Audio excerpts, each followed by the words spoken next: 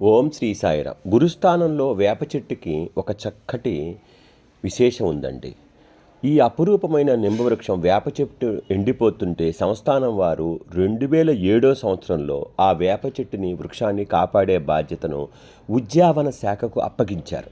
గురుస్థానం పూర్తిగా తొలగించి చెట్టు వేళ్లకు సరిపడా ప్రాణవాయువు, నీరు అందేట్లు చేశారు. తరువాత చిన్న మందిరాన్ని నిర్మించారు.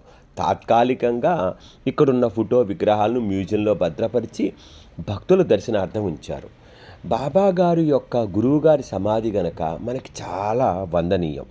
మరి ఈ గురుస్థానంలో ఈ ఎదురుగా ఒక చిన్న దుని ఏర్పాటు చేశారు సంస్థానం వారు. ఈ చిన్న దునిలో గురు శుక్రవారాల్లో సాంబ్రాణి వెలిగించిన వారికి చిక్కులు బాధలు తీరుతాయని బాబాయే స్వయంగా చెప్పారు. ఈ గురుస్థానానికి ఎక్కువ మంది భక్తులు ప్రదక్షిణం చేసి ఎంతో అనుభవాలు పొందుతూ ఉంటారు.